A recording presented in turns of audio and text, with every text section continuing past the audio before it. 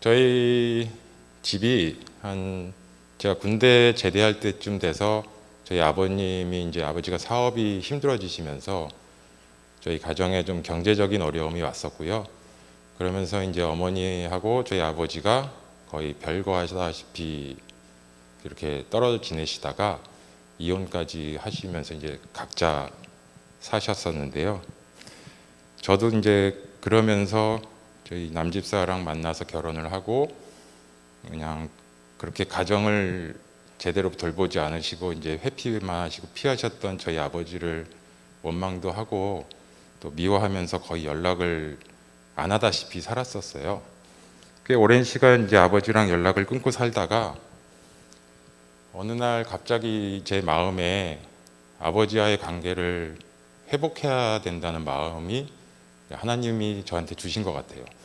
그래서 이제 아버지랑 관계를 회복해야겠다는 생각에 제가 전화를 드리고 찾아뵙고 아버님이 일하시는 곳도 찾아갔었고 또 저희 집에 오시라고 해서 같이 식사도 하시면서 그렇게 조금의 이제 전에 멀어졌던 관계가 조금씩 회복되는 기간이 있었거든요. 그렇게 회복이 되어지는 가운데 한 3개월, 4개월 정도 지났을까요? 갑자기 낮에 일을 하고 있는데 이제 119에서 전화가 온 거예요. 지금 아버님이 식당에서 쓰러지셔서 지금 응급실에 실려가고 계시다고.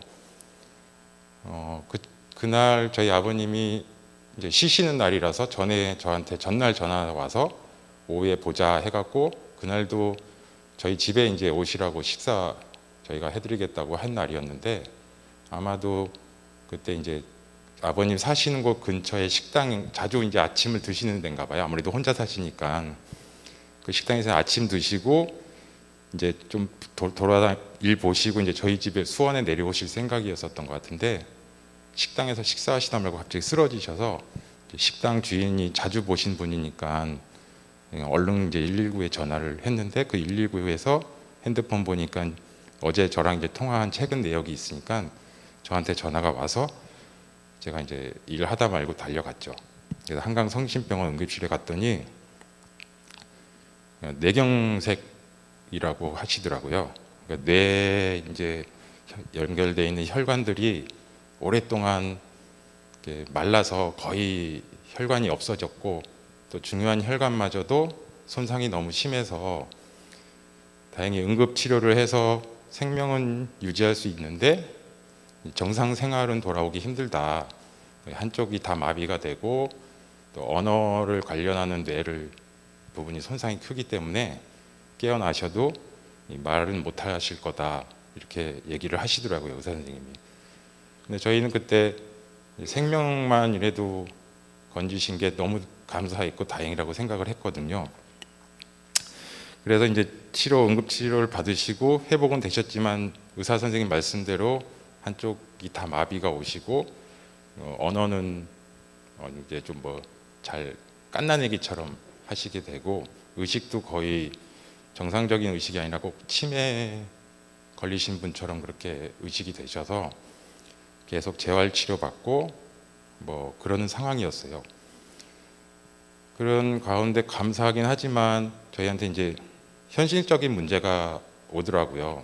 그러니까 저희 아버님이 돌아가시기 전까지 수중에 모아놓으셨던 돈이 현금으로 한 3천만 원 정도? 그 정도가 전 금액이었고요.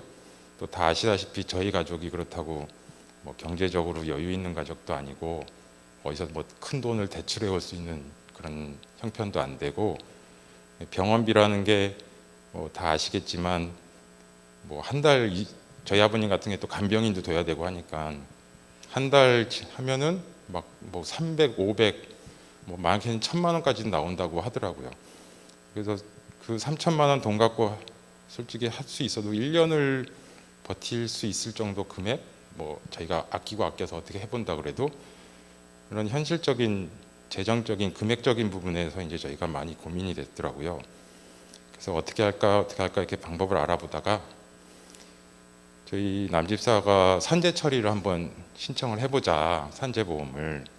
근데 저도 현장에서 일을 하는 사람이기 때문에 산재보험이라는 게 진짜 그 직장에서 떨어져서 다쳤다든가 뭐 일하다가 어디가 잘려서 뭐 그렇게 됐을 때는 산재 처리가 뭐 얼마든지 가능한데, 저희 아버님 같은 경우에는 일단 연세도 많으시고 그리고 평소에 또 약주를 거의 매일 드시는, 그러니까 건강 관리를 제대로 안 하시는 분이셨고, 또 그 쓰러지신 날도 뭐 직장에서 쓰러지신 게 아니라 그냥 쉬시는 날 집에서 이렇게 쓰러지신 거기 때문에 제가 생각해도 산재가 이게 적용이 될까라는 생각을 했었어요. 그리고 또 그때 병원 산재 담당한테 물어봐도 담당도 이거는 산재 처리건이 아니다, 뭐 아예 접수 뭐 생각도 안 하고, 그 노무사 사무실도 저희가 이제 집사람하고 몇 군데를 돌아다니면서 상담을 해봤는데 뭐 열이면 열 다 이건 산재 처리건인 사건이 아니다, 뭐 접수도 받으려고 하지 않더라고요. 그래서 그러고 있는데 이제 저희 교회 진화자매가 소개시켜준 노무사가 있었어요. 그래서 집사람하고 이제 지푸라기라도 잡는 심정에 그분한테 이제 만나서 상담을 해봤더니 그분도 물론 뭐 가능성은 희박하다고 얘기를 하시죠. 그래도 뭐 1%라도 가능성이 있으면 해보자. 그래서 저희는 정말 1%의 가능성이라도 바라보고 지푸라기라도 잡는 심정에 산재 접수를 하거든요. 그리고 산재 신청을 해놓고 이제 수원으로 가까운 병원으로 모셔서 재활 치료든 뭐 요양병원도 알아보고 이렇게 저희가 하고 있었는데 한 4개월, 5개월 정도 됐을 때 산재 승인이 났다고 그 근로복지부에서 연락이 왔어요. 그래서 그 승인이 났다고 노무사한테도 전화했더니 그 접수했던 노무사마저도 놀라더라고요. 자기가 접수를 했는데 그 산재가 될 줄은 자기도 몰랐나 봐요. 그래서 깜짝 놀라서 오히려 또 저한테 더 놀래하고 고마워하더라고요. 그래서 그동안 치료했던 치료비 또 뭐 간병비 같은 경우도 다는 아니지만 한 70%까지는 인정을 받고, 그래서 모든 치료비 다 산재보험으로 받을 수 있었고요. 그 이후에 일어나는 뭐 치료비도 다 산재 처리가 되게끔 이렇게 하나님이 준비를 해주시고, 그 외에 또 휴업급여라 그래서 아버지가 그동안 일해주셨던 일반 급여 기준으로 해서 휴업급여까지 매달 꼬박꼬박 나오게끔 이렇게 하나님이 역사를 해주셨거든요. 그래서 그 휴업급여도 지금 생각해 보면 원래 계산대로 한다 그러면 그 기본 받는 급여에서 한 70% 정도인가 밖에 인정이 안 되는데, 그렇게 계산을 근로복지공단 담당 얘기가 그렇게 저희 아버님 거를 계산을 해봤더니 이번에 문재인 정권이 이제 올라서면서 최저임금을 또 올려놔 주셔서 그렇게 계산했더니 최저임금에도 못 미치는 금액이 돼서 오히려 최저임금 기준으로 하니까 아버지가 실제 받았던 금액보다 월급보다 더 그거만큼 나올 수 있게끔 그렇게까지 해주셨거든요. 그래서 재정적인 어려움을 해결을 해주시는 그런 은혜를 받았었고요. 그래서 이제 최근에 장례 그렇게 이제 계속 요양 치료하시고 하시면서 조금씩 나아지시고 하셔서 저희는 이제 다행이다 생각하고 있었는데, 이제 최근에 갑자기 연락이 이제 집사람을 통해서 와서 위독하시다 그러고, 제가 가는 도중에 제가 임종은 바라보지 못했지만 이제 돌아가시게 됐고, 그러면서 이제 제가 아버님 그 계신 데를 왔었는데 그때는 많이 슬펐지만 일단 돌아가셨으니까 그 장례식장 마련을 해야 되겠다. 뭐 저희가 장례 경험이 식구들 누구를 뭐 장례를 치러본 경험도 없었고, 그러니까 아무것도 모르는 상태였거든요. 그래서 장례식장도 마련을 해야 되고 이거 화장터도 알아봐야 되고 어떻게 해야 되나 막 이랬는데, 저희 문 목사님께서 이웃집 담임 목사님이랑 문 목사님이 다 알아봐 주셔서, 제 생각에는 그래도 제가 아는 데라고는 수원 연화장이라는 장례식장이 시설도 크고 괜찮고 가격도 부담이 없는 걸로 알기 때문에 그쪽으로 모시고 싶었는데, 거기는 자리가 다음날 12시에나 빈소를 마련할 수 있다고 하시더라고요. 저희 아버님이 저녁 6시에 돌아가셨는데, 그럼 너무 오랜 시간 비워놔야 되니까 어떡할까 하는데 저희 문 목사님이 이제 동수원병원 장례식장을 알아보셔서 그쪽으로 이제 잡게 됐어요.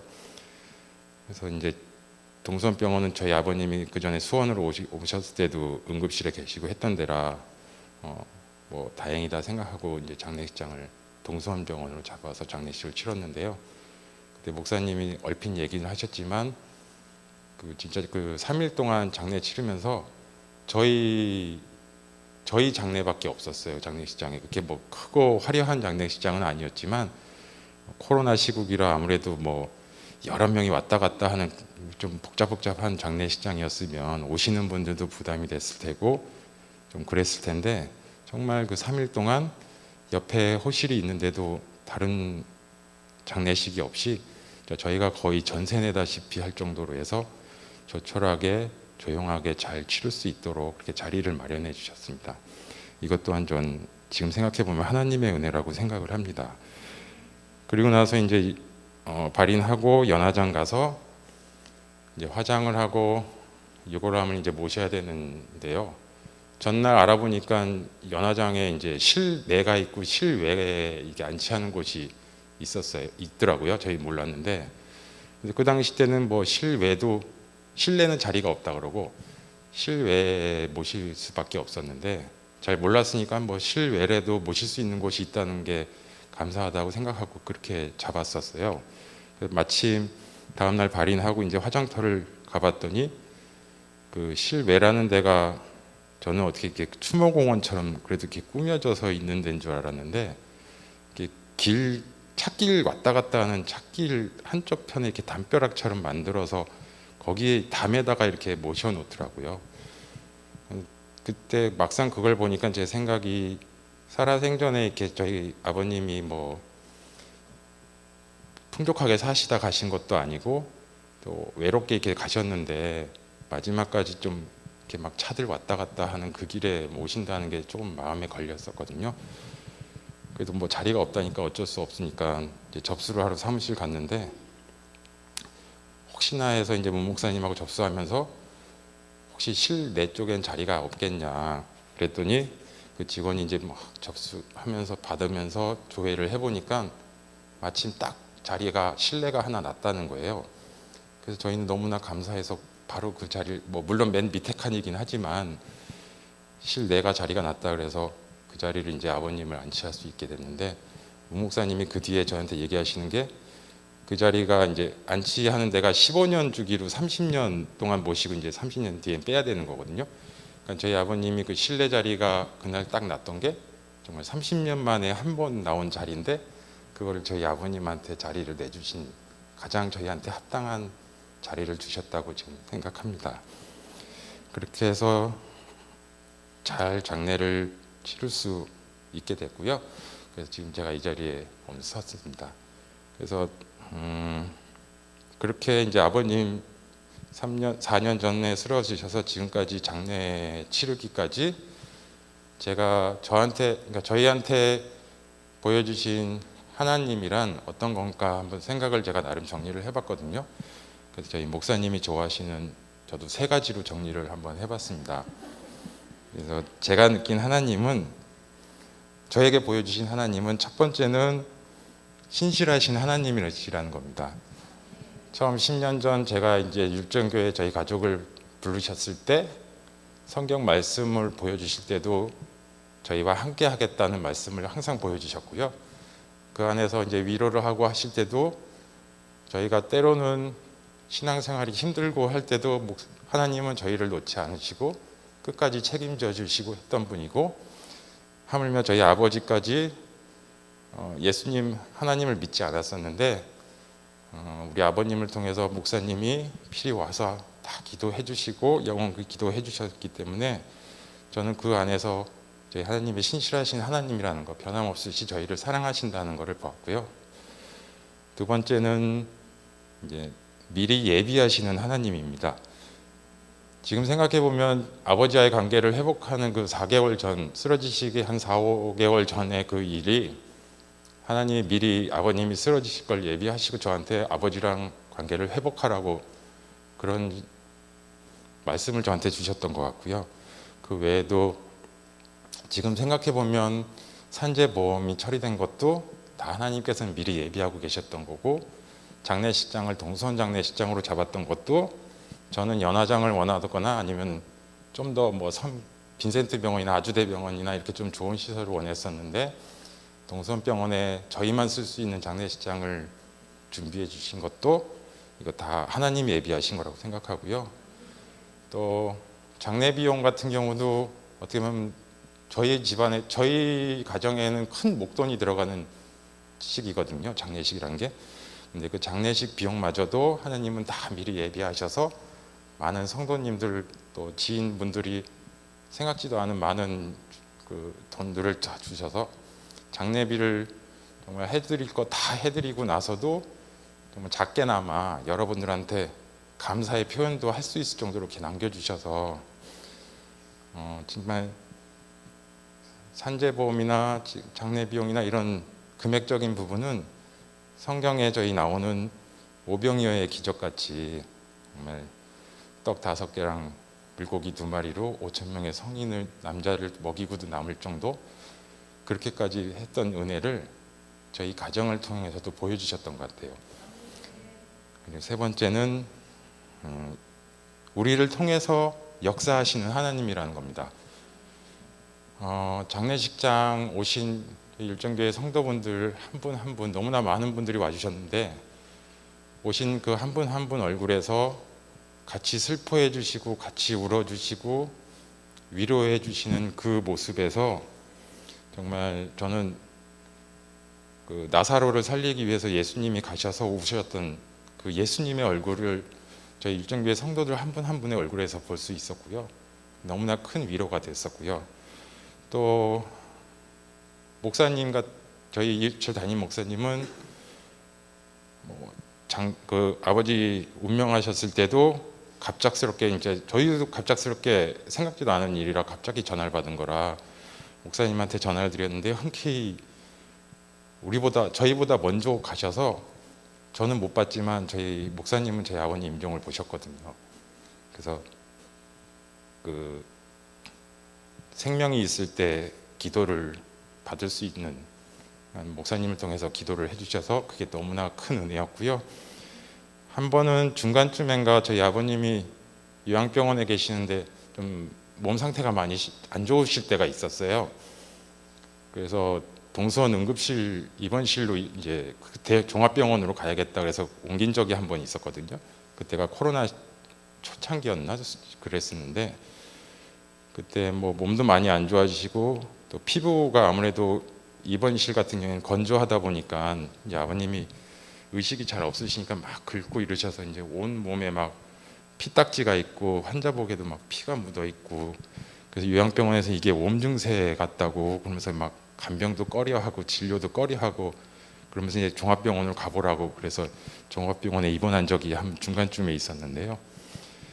그때 저희는 이제 요양병원에서는 면회가 일절 안 됐으니까 동선병원 응급실은 그래도 소수 인원은 면회가 가능하다 그래서 그때 또 저희는 목사님을 모실 수 있는 기회다 해갖고 목사님한테 연락을 드렸더니 목사님이 흔쾌히 병원까지 와주셔서 안수기도를 해주셨는데, 그 안수기도뿐만 아니라 그러니까 아까 말씀드렸듯이 온몸이 막 피부 질환 때문에 몸 증세 같다고 막 꺼려하는 그 환자를 저희 목사님은 기도도 해주시면서 이렇게 오늘 안 온다 그랬는데 팔다리도 주물러 주시고 등 간지러우실까봐 저희 아버님 이렇게 등까지 막 긁어주시고 하는데, 그 모습에서 정말 저는 그 문둥병을 고치시는 예수님, 손수 안수해 주시면서 고치신 그 예수님의 모습을 우리 이우춘 목사님 그 등 막 이렇게 쓰다듬어주고 하는 모습에서 좀 볼 수 있었고요.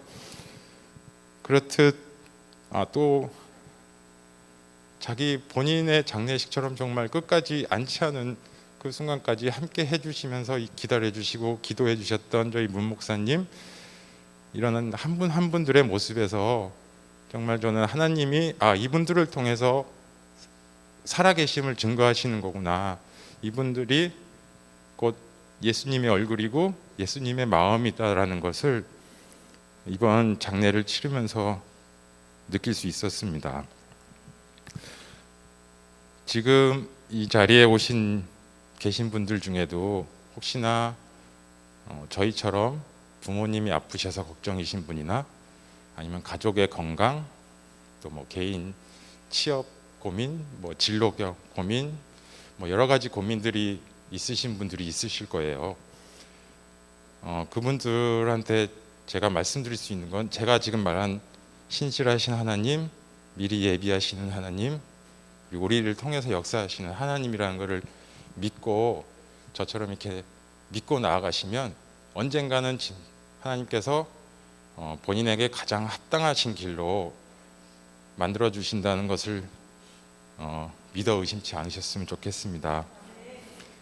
마지막으로 기도 부탁드릴 게 있어서, 저희 아버님은 이제 그렇게 하나님의 은혜를 받고 저는 하늘나라에 가셨다고 믿어요.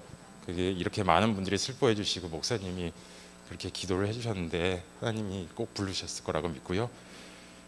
지금 살아계신 저희 어머니의 건강 문제, 또 어머니하고의 관계도 아직 그렇게 좋지는 않거든요. 제가 어머님하고의 관계 회복이나 저희 어머님의 건강 문제, 그리고 이번에 장례식장에 왔던 저희 친형, 하나밖에 없는 형인데요. 형이랑도 관계는 별로 좋지 않습니다.